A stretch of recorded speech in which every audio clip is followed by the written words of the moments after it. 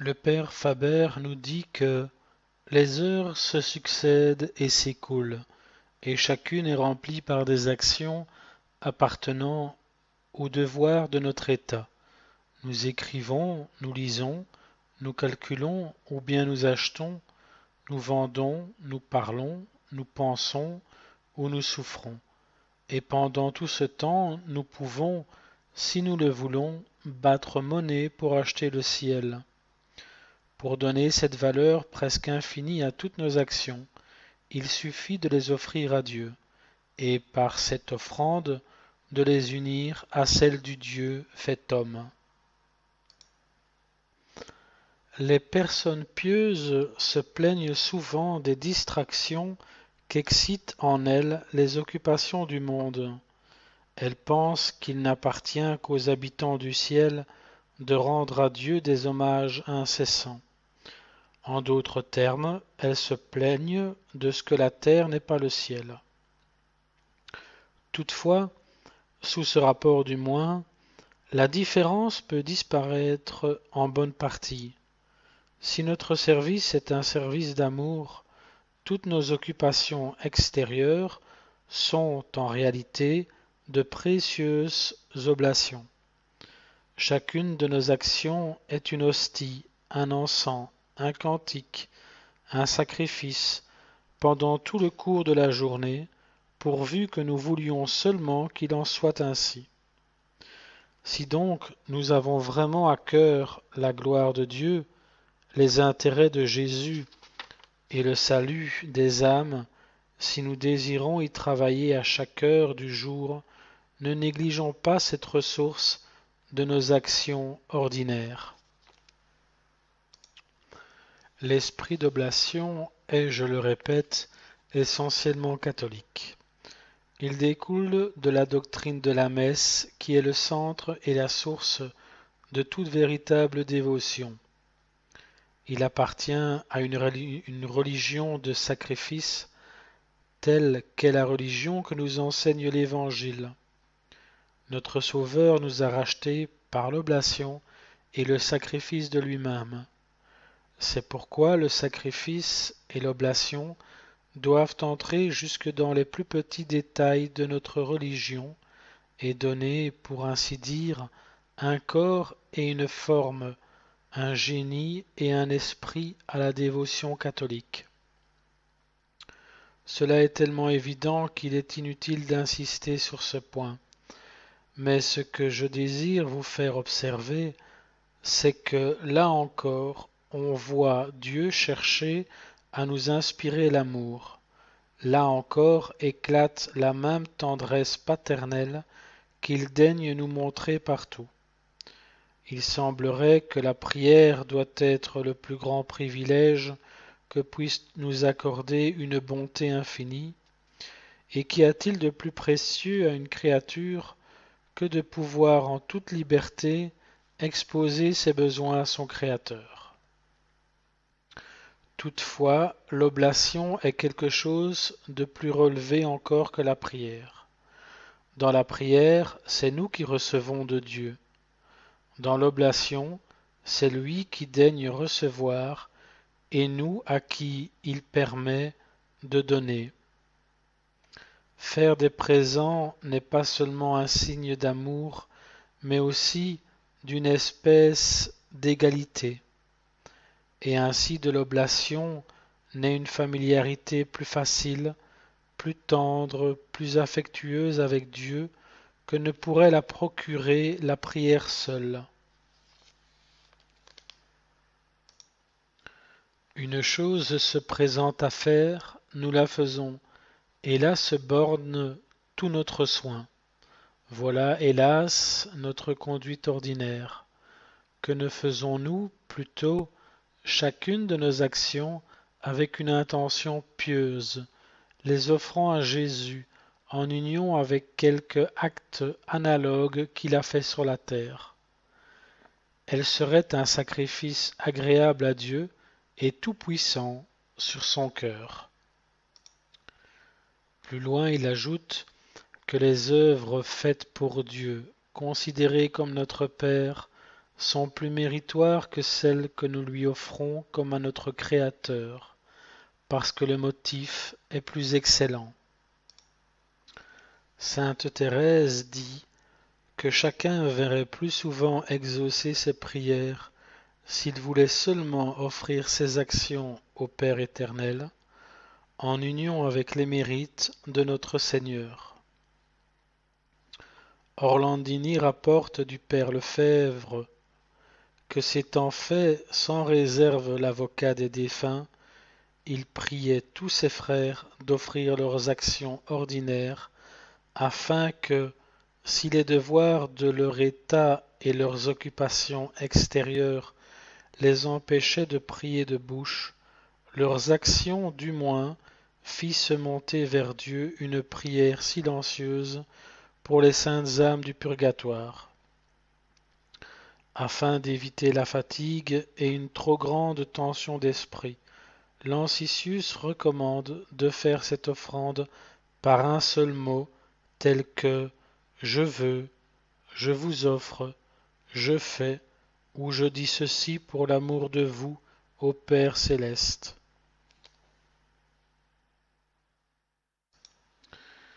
Il nous recommande aussi, comme un acte plus rempli d'amour et de mérite, d'offrir nos actions pour diverses fins surnaturelles, subordonnées à une fin principale qui est Dieu seul.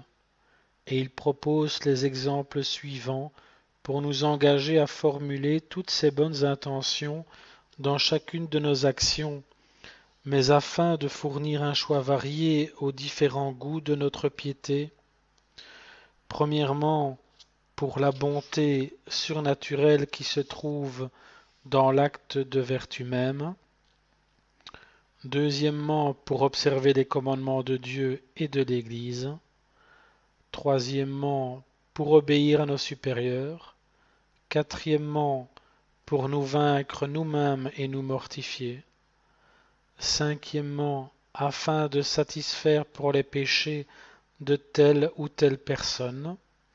En effet, afin de satisfaire pour nos propres péchés, il n'est pas nécessaire de faire une oblation distincte de nos actions, car toute œuvre surnaturelle d'un homme juste satisfait par elle-même pour ses péchés, à moins qu'il ne l'offre pour les autres.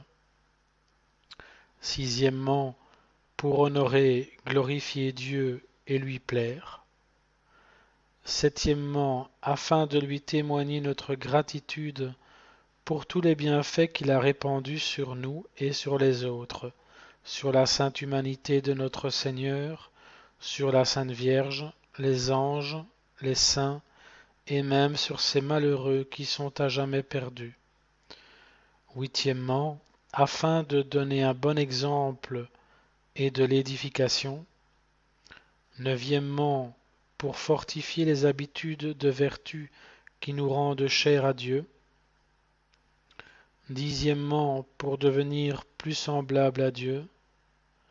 Onzièmement, pour orner notre âme, en faire un temple plus digne de l'Esprit Saint et un membre plus chaste de Jésus-Christ.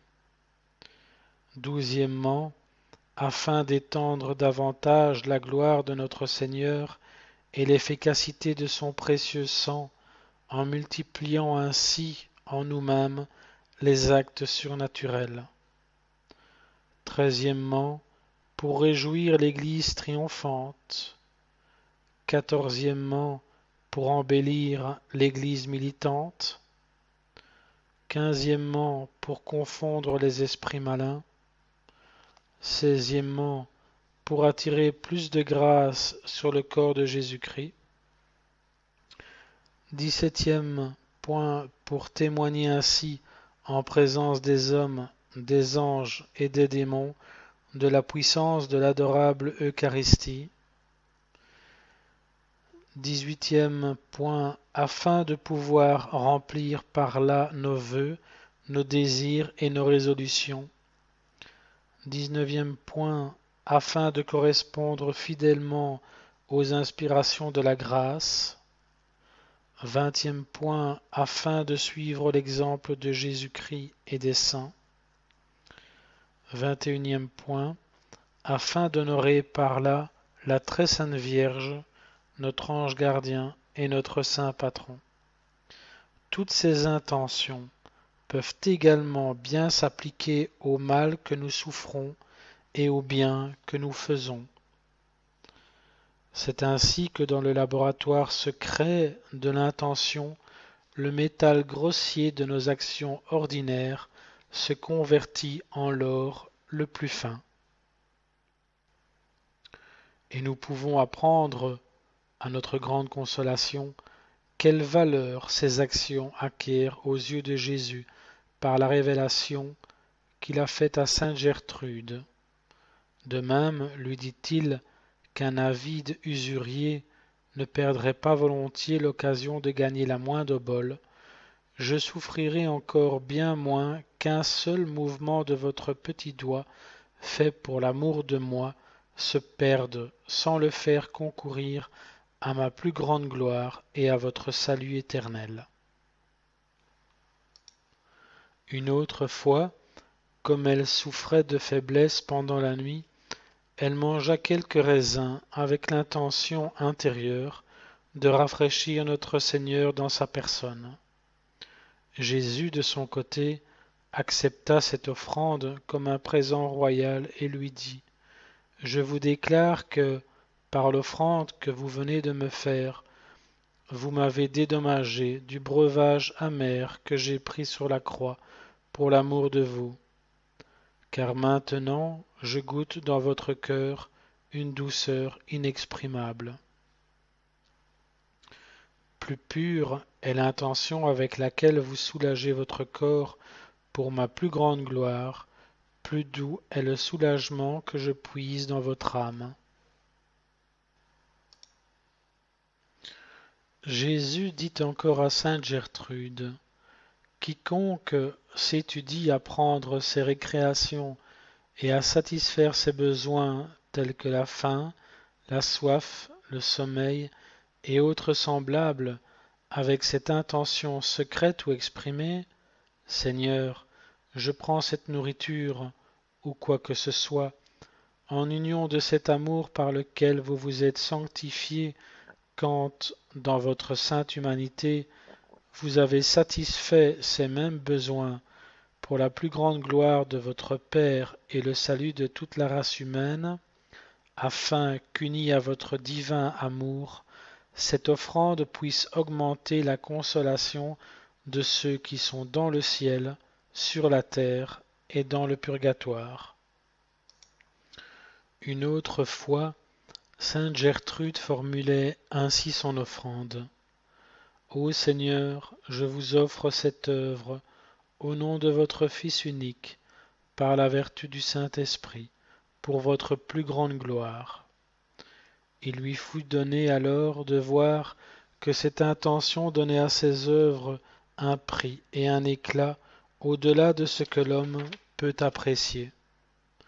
Car, de même qu'un objet paraît bleu si on le regarde à travers un verre bleu, ou rouge si on le regarde à travers un verre de cette couleur, ainsi toute chose paraît plus agréable à Dieu le Père quand elle lui est présentée par son Fils bien-aimé. Souvent, sainte Gertrude priait notre Seigneur de daigner offrir pour elle toutes les perfections dont il était revêtu au jour de son ascension. Parfois, elle offrait son cœur à Dieu pour sa plus grande gloire, afin qu'il usât de son âme et de son corps selon son bon plaisir. Cette offrande fut si agréable à Jésus qu'il se pencha vers elle, le visage rayonnant de joie, et l'embrassant avec tendresse, il la pressa contre la blessure de son côté sacré.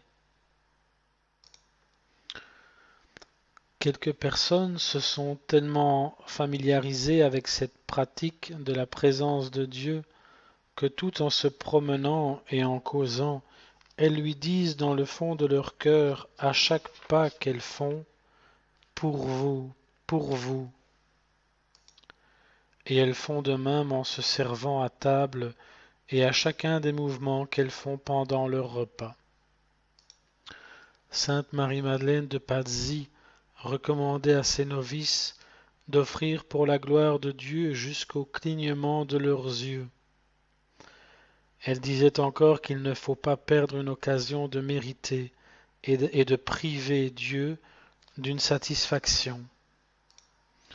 Dans une vision de sainte Gertrude, le Seigneur Jésus lui dit ceci: « Depuis le soir jusqu'au matin, protestez dans l'amertume de votre cœur contre l'impiété des hommes, par laquelle, non content de me refuser leur reconnaissance pour ce que j'ai fait pour eux, ils s'efforcent d'attirer ma colère par toutes sortes de péchés. Offrez-moi donc, pour obtenir leur repentir, les souffrances et l'amertume de ma passion et de ma mort, et ainsi vous rassemblerez les animaux dans la partie inférieure de l'arche. » Une autre pratique également profitable consiste à faire de la solitude ce que vous faites de vos occupations. Quand vous êtes seul ou que vous vous éveillez pendant la nuit, offrez votre solitude en union de la solitude de Jésus dans le sépulcre et dans le tabernacle. Et faites cela afin d'obtenir pour vous-même et pour ceux que vous aimez la grâce d'une bonne mort. Par la pratique de l'oblation, les circonstances les plus ordinaires peuvent devenir pour nous des occasions de mériter, pourvu que nous soyons en état de grâce. Chacun de nos actes méritoires est pour Dieu un accroissement de gloire, un véritable progrès des intérêts de Jésus, et pour les âmes de nos frères, la source d'une foule de grâces en raison de la communion des saints. Or, voici une manière d'acquérir des mérites à l'occasion des choses les plus ordinaires. C'est de nous élever à Dieu par la vue des créatures. Cette pratique est l'une de celles que les saints ont suivies le plus généralement et avec le plus de ferveur. Lancisius nous dit: « Quand vous sortez de votre maison et que vous voyez des gens qui s'arrêtent dans la rue pour parler entre eux, priez afin qu'ils ne disent pas de paroles inutiles dont ils auraient à rendre compte un jour. Vous entendez le vent qui souffle avec violence, priez pour ceux qui sont en mer. Si vous passez près d'une taverne et que vous entendiez le bruit que font ceux qui y boivent, priez afin qu'ils n'offensent point Dieu, et pour que ceux qui ont eu ce malheur s'en confessent. » Saint Athanas, ayant envoyé à saint Pambo l'ordre de quitter le désert et de venir à Alexandrie, le pieux solitaire, en se rendant où on l'appelait, rencontra dans les rues de la ville une actrice, dans le déshabillé le plus élégant. À cette vue, il se mit à pleurer. Comme on lui demandait le sujet de ses larmes, il répondit: « Deux choses m'affligent profondément. D'abord la damnation éternelle de cette femme, et ensuite de voir que je prends moins de soin pour plaire à Dieu que cette actrice n'en prend pour plaire à quelque libertin. » Ainsi, il se servait du péché comme d'un marchepied pour s'élever à Dieu. Quand en vous promenant ou en voyageant, vous passez par un hameau, un village ou une ville, premièrement, demandez à Dieu, par les mérites de ceux qui habitent cet endroit, d'avoir pitié de vous. Deuxièmement, rendez-lui des actions de grâce pour toutes les bénédictions qu'il a répandues, qu'il répand ou qu'il répandra sur ses habitations. Troisièmement, recommandez-lui tous leurs besoins et suppliez-le de prêter l'oreille à leurs prières. Quatrièmement, gémissez sur tous les péchés qui se sont commis dans cet endroit. Cinquièmement, demandez-en la rémission. Sixièmement, recommandez à Dieu l'âme des fidèles qui y sont morts. Le père Faber nous dit encore ceci. Si nous songeons à ces trois choses, à Dieu, à nous-mêmes et au système surnaturel au milieu duquel nous sommes placés, nous parviendrons certainement à voir que sans être des saints, sans ressembler à ceux qui le sont, nous avons à notre disposition, pour glorifier Dieu, des moyens dont la grandeur est vraiment effrayante. D'abord, en unissant nos actions à celles de Jésus, elles acquièrent une valeur presque infinie. Ce que nous avons à offrir à Dieu ressemble à l'infini. Que dis-je? Nous pouvons offrir Jésus qui est l'infini même. Nous pouvons offrir à Dieu son égal, et cela dans toutes nos actions, dans toutes nos paroles, dans toutes nos pensées, dans toutes nos peines. Après avoir considéré la multiplicité de nos actions, examinons combien il est facile de les offrir à Dieu, en union avec les mérites de son Fils. Un seul regard lancé sur Jésus et tout est dit. Il ne faut ici ni soupir, ni parole, ni longue réflexion. L'amour lève les yeux vers Jésus et tout est consommé.